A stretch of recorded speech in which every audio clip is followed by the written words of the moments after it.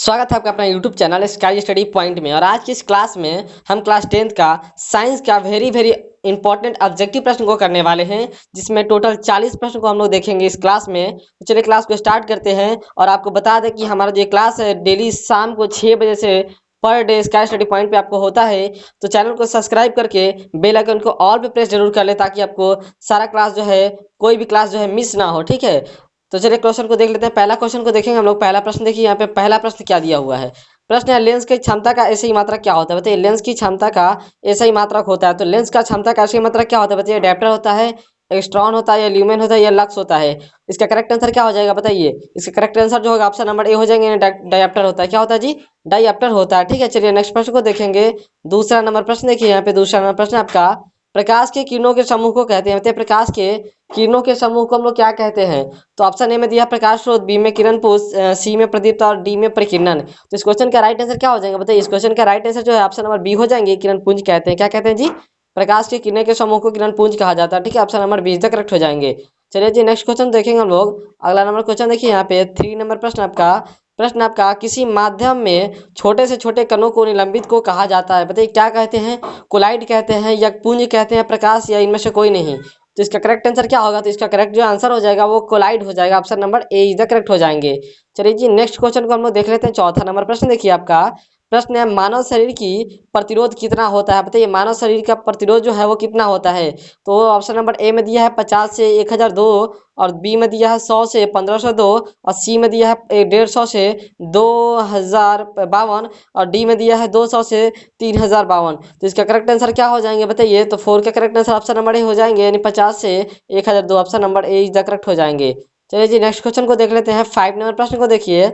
प्रश्न आपका किसी बल्ब से 220 वोल्ट पर 2 एम्पीयर की धारा प्रवाहित होती है, तो फिलामेंट का प्रतिरोध होगा। बताइए फिलामेंट का प्रतिरोध क्या होगा। तो इसका करेक्ट आंसर क्या हो जाएगा। ऑप्शन नंबर बी हो जाएंगे, यानी 1152। क्या हो जाएंगे जी, 1152। Option number B is correct हो जाएंगे। चलिए नेक्स्ट क्वेश्चन को देख लेते हैं। अगला नंबर प्रश्न देखिए, यहाँ पे 6 नंबर प्रश्न को। प्रश्न आपका कह रहा है 8 ओम प्रतिरोध वाले प्रतिरोधों को समांतर क्रम में जोड़ने पर तुल्य प्रतिरोध होगा। बताइए क्या होगा, आर बटा एन होगा, या एन बटा आर होगा, या एन आर होगा, इनमें से कोई नहीं होगा। बताइए इस क्वेश्चन का राइट आंसर क्या हो जाएगा। ऑप्शन नंबर सी हो जाएगा, नहीं एन आर हो जाएगा। Option number C is the correct हो जाएंगे। चलिए जी नेक्स्ट क्वेश्चन को देख लेते हैं। आपका 7वां नंबर प्रश्न आपका ओम के नियम निहित है। बताइए ओम के नियम जो है निहित है किस पे। भी आर बराबर आई होता है, बी आर बराबर आई में, या भी बराबर आई आर में, या आई भी बराबर आर में, या आर बराबर भी में। तो इसका करेक्ट आंसर क्या हो जाएगा। ऑप्शन नंबर बी हो जाएंगे, यानी भी बराबर आई आर में। Option number B is the correct हो जाएंगे। चलिए जी नेक्स्ट क्वेश्चन को देख लेते हैं। 8 नंबर प्रश्न यहाँ पे 8वां नंबर प्रश्न को देखेंगे हम लोग। 8वां प्रश्न है विद्युत धारा की प्रबलता का ऐसी मात्रक है। बताइए विद्युत धारा की प्रबलता का ऐसी मात्रक क्या होता है। ऑप्शन नंबर में दिया है एमीटर, बी में वोल्ट, और सी में ओम, और डी में जूल दिया हुआ। तो इसका करेक्ट आंसर जो हो जाएंगे ऑप्शन नंबर ए हो जाएंगे, यानी एम्पियर। विद्युत धारा का ऐसी प्रबलता का ऐसी मात्रक क्या होता है जी, एम्पियर होता है। चलिए जी नेक्स्ट क्वेश्चन को देख लेते हैं। 9 नंबर प्रश्न को। यहाँ पे प्रश्न है विद्युत धारा उत्पन्न करने की युक्ति को कहते हैं। बताइए विद्युत धारा उत्पन्न करने की युक्ति को हम लोग क्या कहते हैं, जनित्र, या ग्लोमीटर, या एमीटर, या मोटर कहते हैं। बताइए तो इसका correct answer option number A हो जाएंगे, नहीं जनित्र कहते हैं। क्या कहते हैं जी, जनित्र कहते हैं। Option number A is correct हो जाएंगे। चलिए जी नेक्स्ट क्वेश्चन को देख लेते हैं। आपका 10 नंबर प्रश्न देखेंगे। प्रश्न है निर्गत किरण एक अभिलंब के बीच के कोण को कहते हैं।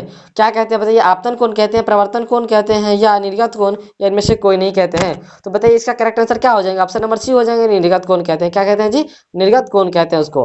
चलिए नेक्स्ट क्वेश्चन को देखेंगे। 11 नंबर प्रश्न को। यहाँ पे प्रश्न है 1 मीटर फोकस दूरी वाले उत्तल लेंस की क्षमता होगी। बताइए -1 डायप्टर, 1 डायप्टर, 2 डायप्टर, या 1.5 डायप्टर। तो इसका करेक्ट आंसर क्या हो जाएंगे। ऑप्शन नंबर बी हो जाएंगे, यानी 1 डायप्टर। कितनी होगी जी, 1 मीटर फोकस दूरी वाले उत्तल लेंस की क्षमता जो होगी वो 1 डायप्टर हो जाएगी।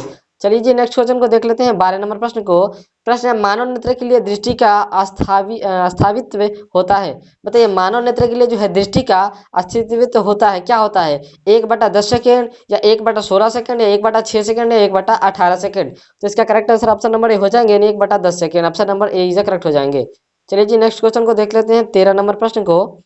13 नंबर प्रश्न है किस दृष्टि दोष के निवारण के लिए अवतल लेंस का प्रयोग किया जाता है। बताइए किस दृष्टि दोष के लिए निवारण के लिए जो है हम लोग अवतल लेंस का प्रयोग करते हैं। तो दीर्घ दृष्टि, या निकट दृष्टि, या अभिलंब, अभिदुक्ता, या ज्यादा दृश्यता। तो इसका करेक्ट आंसर क्या हो जाएगा। ऑप्शन नंबर बी हो जाएंगे, यानी निकट दृष्टि दोष के लिए जो है हम लोग उत्तल लेंस का प्रयोग करते हैं। चलिए नेक्स्ट क्वेश्चन को देख लेते हैं। 14 नंबर प्रश्न को। यहाँ पे प्रश्न आपका, दूर दृष्टि दोष वाले मनुष्य के चश्मे में होता है, क्या होता है बताइए। आपका क्या हो जाता है, अवतल लेंस, उत्तल लेंस, समतलोत्तल या बेलनाकार। तो उसमें क्या होता है, दूर दृष्टि वाले मनुष्य के चश्मे में होता है उत्तल लेंस। क्या होता है जी, उत्तल लेंस होता है दूर वाले के लिए। चलिए जी नेक्स्ट क्वेश्चन को देख लेते हैं, 15 नंबर प्रश्न को। प्रश्न है, लघुपतन के समय परिपथ में विद्युत धारा का मान क्या होता है बताइए। बहुत कम हो जाता है, परिवर्तित नहीं होता, बहुत अधिक बढ़ जाता है या नियंत्रित परिवर्तित होता है। इसका करेक्ट आंसर क्या हो जाएगा बताइए। इसका करेक्ट आंसर जो होगा ऑप्शन नंबर सी हो जाएंगे, बहुत अधिक बढ़ जाता है। ऑप्शन नंबर सी हो जाएंगे, बहुत अधिक क्या होता है जी, बढ़ जाता है। चलिए नेक्स्ट क्वेश्चन को देख लेते हैं, 16 नंबर प्रश्न को। यहाँ पे प्रश्न है, गोबर गैस एक प्रकार की है बताइए। गोबर गैस एक प्रकार की क्या है, प्राकृतिक गैस है या बायोगैस है या लकड़ी है या चूल्हा है। तो गोबर गैस जो है एक प्रकार की क्या है जी, तो इसका करेक्ट आंसर हो जाएगा ऑप्शन नंबर बी, यानी कि बायोगैस है। गोबर गैस एक प्रकार की क्या है जी, बायोगैस है। ठीक है, चलिए नेक्स्ट क्वेश्चन को पढ़ेंगे। 17 नंबर क्वेश्चन देखेंगे, कैगा नाभिकीय विद्युत संयंत्र किस राज्य में स्थित है बताइए। कैगा नाभिकीय विद्युत संयंत्र जो है वो किस राज्य में स्थित है, गुजरात में, कर्नाटक, राजस्थान या महाराष्ट्र में है। तो इसका करेक्ट आंसर क्या हो जाएगा, ऑप्शन नंबर बी हो जाएंगे, यानी कर्नाटक में। कहा जी, कैगा नाभिकीय विद्युत संयंत्र जो है वो कर्नाटक में, option number be the correct हो जाएंगे। चलिए 18 नंबर क्वेश्चन को देख लेते हैं। 18 नंबर प्रश्न देखिए यहाँ पे। प्रश्न है, किसी वस्तु का आवर्धित प्रतिबिंब बनता है बताइए। किसी वस्तु का आवर्धित प्रतिबिंब जो है कहाँ पे बनता है, अवतल दर्पण पे, समतल दर्पन, उत्तल दर्पण या सब प्रकार के दर्पण में। तो इसका करेक्ट आंसर हो जाएगा ऑप्शन नंबर ए, यानी कि अवतल दर्पण से। किसका जी, किससे बनता है, अवतल दर्पण से बनता है। चलिए नेक्स्ट क्वेश्चन को देख लेते हैं। अगला प्रश्न है आपका, बहुत इंपॉर्टेंट, हजामत बनाने के लिए प्रयोग किया जाता है बताइए। हजामत बनाने के लिए हम लोग कौन सा दर्पण का उपयोग करते हैं, उत्तल दर्पण, अवतल दर्पण, समतल दर्पण या उपयुक्त तीनों का। तो इसका करेक्ट आंसर क्या हो जाएगा, ऑप्शन नंबर बी हो जाएंगे, यानी अवतल दर्पण का प्रयोग करते हैं। Option number B is correct हो जाएंगे। चलिए नेक्स्ट क्वेश्चन को देख लेते हैं। 20 नंबर प्रश्न को देखेंगे। प्रश्न है आपका, निकट दृष्टि दोष में किस लेंस का प्रयोग होता है बताइए। निकट दृष्टि दोष में जो है किस लेंस का प्रयोग किया जाता है। तो ऑप्शन नंबर ए में दिया उत्तल लेंस, बी में अवतल लेंस, सी में बेलनाकार लेंस और डी में उत्तल और अवतल दोनों। तो इसका करेक्ट आंसर क्या हो जाएंगे, बी का, बी हो जाएगा 20 का, यानी कि अवतल लेंस का। निकट दृष्टि दोष के निवारण के लिए किस लेंस का प्रयोग किया जाता है जी, तो अवतल लेंस का प्रयोग किया जाता है। ठीक है, चलिए जी नेक्स्ट क्वेश्चन को देख लेते हैं। 21 नंबर प्रश्न है, धारा मापने के यंत्र को कहा जाता है बताइए। धारा जो मापता है उस यंत्र को हम लोग क्या कहते हैं, अमीटर, वोल्ट मीटर, कूलाम या एम्पियर कहते हैं। तो इसका करेक्ट आंसर जो हो जाएगा ऑप्शन नंबर ए हो जाएंगे, यानी आमीटर कहते हैं। जो धारा मापते हैं उस यंत्र को हम लोग क्या कहते हैं, आमीटर कहते हैं। चलिए नेक्स्ट क्वेश्चन को देख लेते हैं। 22 नंबर प्रश्न को। प्रश्न है, डायनेमो से किस प्रकार की धारा प्राप्त होती है बताइए। डायनेमो से जो है किस प्रकार की धारा प्राप्त होती है, दृष्टि, पथवर्ती, दोनों या इनमें से कोई नहीं। तो 22 का correct answer option number C हो जाएंगे, यानी कि डायनेमो से दृष्टि और पथवर्ती दोनों धाराएं उत्पन्न होती है, मतलब प्राप्त करते हैं हम लोग। ठीक है, डायनेमो से दृष्टि भी और पथवर्ती दोनों। ठीक है, option number C is correct हो जाएंगे। चलिए नेक्स्ट क्वेश्चन को देख लेते हैं। प्रश्न नंबर आपका 23। प्रश्न है, आवेश का मात्रक होता है, बहुत इंपॉर्टेंट प्रश्न है। आवेश का ऐसे मात्रक जो है वो क्या होता है। तो ऑप्शन ए में दिया कूलम, वाट, एम्पियर या वोल्ट होता है। तो 23 का right answer option number A हो जाएंगे, यानी कूलम होता है। आवेश का ऐसे मात्रक क्या होता है जी, कूलम होता है। चलिए नेक्स्ट क्वेश्चन को देखते हैं। प्रश्न आपका, नवीकरणीय ऊर्जा का स्रोत है बताइए। नवीकरणीय ऊर्जा का स्रोत क्या है, नाभिकीय ऊर्जा, सौर ऊर्जा, कोयले से प्राप्त ऊर्जा या प्राकृतिक गैस से प्राप्त ऊर्जा। तो 24 का करेक्ट आंसर ऑप्शन बी हो जाएंगे, यानी सौर ऊर्जा। क्या जी, नवीकरणीय जो है ऊर्जा का स्रोत क्या है बताइए, क्या है, तो सौर ऊर्जा। वो क्या है जी, सौर ऊर्जा। Option number B is correct हो जाएंगे। चलिए नेक्स्ट क्वेश्चन को देख लेते हैं। 25 नंबर प्रश्न को देखेंगे। प्रश्न आपका, एक साधारण प्रिज्म कितने सतहों से घिरा होता है बताइए। एक साधारण प्रिज्म जो है वो कितने सतहों से घिरा होता है, 6, 4, 5 या 3 से। तो इसका करेक्ट आंसर हो जाएगा 25 का सी हो जाएगा, यानी 5। कितने सतहों से घिरा होता है जी, साधारण एक प्रिज्म 5 सतहों से घिरा होता है। ठीक है, चलिए नेक्स्ट क्वेश्चन को देखेंगे। क्वेश्चन नंबर आपका 26। यहाँ पे प्रश्न आपको दिख रहा होगा। प्रश्न है, विद्युत बल्ब के फिलामेंट में किस तत्व का उपयोग होता है बताइए। विद्युत बल्ब के फिलामेंट में जो है किस तत्व का उपयोग होता है, टंगस्टन, तांबा, नाइक्रोम या जस्ता का। तो 26 का जो correct answer option number A हो जाएंगे, यानी टंगस्टन का होता है। किसका उपयोग होता है जी, टंगस्टन का उपयोग होता है। नेक्स्ट क्वेश्चन को देखेंगे। 27 नंबर प्रश्न है, अभिनेत्र लेंस की फोकस दूरी में परिवर्तित किया जाता है बताइए। पुतली द्वारा, दृष्टिपटल द्वारा, पश्चिमाभि मांसपेशिया द्वारा या परितारिका द्वारा। तो इसका करेक्ट आंसर क्या हो जाएंगे बताइए। इसका जो सही आंसर होगा ऑप्शन नंबर सी हो जाएंगे, यानी कि अभिनेत्र लेंस की फोकस दूरी में परिवर्तित किया जाता है किसके द्वारा, पश्चिमाभि मांसपेशियों के द्वारा। ऑप्शन नंबर सी हो जाएंगे। चलिए नेक्स्ट क्वेश्चन को देख लेते हैं। अगला प्रश्न आपका देखिए यहाँ पे, अवक्षेपण अभिक्रिया से किस प्रकार का लवण प्राप्त होता है बताइए। विलय, अविलय, दोनों या इनमें से कोई नहीं। तो 28 का करेक्ट आंसर क्या हो जाएगा, ऑप्शन नंबर बी हो जाएंगे, यानी अविलय। क्या अवक्षेपण अभिक्रिया से किस प्रकार का लवण प्राप्त होता है, अविलय लवण प्राप्त होता है। चलिए नेक्स्ट क्वेश्चन को देखते हैं। नेक्स्ट क्वेश्चन आपका है, बेकिंग सोडा का रासायनिक नाम बताइए। बेकिंग सोडा का रासायनिक नाम क्या होता है, सोडियम कार्बोनेट, सोडियम हाइड्रोकार्बोनेट या कैल्शियम कार्बोनेट या कैल्शियम हाइड्रोकार्बोनेट। तो 29 का जो करेक्ट आंसर होगा ऑप्शन बी हो जाएंगे, यानी sodium hydrocarbonate. Option number B, यानी बेकिंग सोडा का रासायनिक नाम क्या होता है, सोडियम हाइड्रोकार्बोनेट। चलिए नेक्स्ट क्वेश्चन को देखते हैं। 30 नंबर प्रश्न आपका। प्रश्न है अयस्क के धातु का निष्कर्षण तथा उसका परिकर्षण पृष्ठकरण कर उपयोगी बनने के प्रक्रम को क्या कहते हैं? बताइए, जो अयस्क से धातु का निष्कर्षण तथा उसका परिष्करण का कर उपयोग बनने के प्रक्रम को हम लोग क्या कहते हैं? बताए, धातुविधि कहते हैं या धातुशाला कहते हैं या धातुक्रम कहते हैं, इनमें से कोई नहीं कहते। तो 30 का करेक्ट आंसर ऑप्शन बी हो जाएंगे, यानी धातुशाला कहते हैं उसको। सॉरी, ये नहीं होगा धातुशाला, ये धातुक्रम हो जाएंगे। क्या हो जाएंगे जी? धातुक्रम हो जाएंगे। धातु क्या हो जाएंगे? धातु क्रम हो जाएंगे। ऑप्शन नंबर बी यहाँ पे थोड़ा सा इधर उधर हो गया है। चलिए जी नेक्स्ट क्वेश्चन को देखेंगे। 31वां प्रश्न आपका, साग सब्जियों को विघटित होकर कंपोस्ट बनना किस प्रकार की अभिक्रिया का उदाहरण है? बताइए, उष्माक्षेपी अभिक्रिया, उष्माक्षेपी अभिक्रिया या उष्माशोषी या उभयगामी या प्रतिस्थापन? तो साग सब्जियों को विघटित होकर कंपोस्ट बनना किस प्रकार की अभिक्रिया है जी? तो वो हो जाएगी आपकी उष्माक्षेपी अभिक्रिया। Option number be the correct हो जाएंगे। चलिए जी, इस क्वेश्चन का राइट आंसर बी हो जाएंगे। नेक्स्ट क्वेश्चन को देखते हैं। प्रश्न आपका, निम्न में से कौन सा उत्पाद लेड नाइट्रेट को गर्म करने पर प्राप्त होता है? बताइए, तो O2 है या NO2 है या NO2 और N2 है या NO2 और O2 है? तो 32 का जो करेक्ट आंसर होगा ऑप्शन डी हो जाएंगे, यानी कि NO2 और क्या हो जाएंगे? O2। Option number D is the correct हो जाएंगे।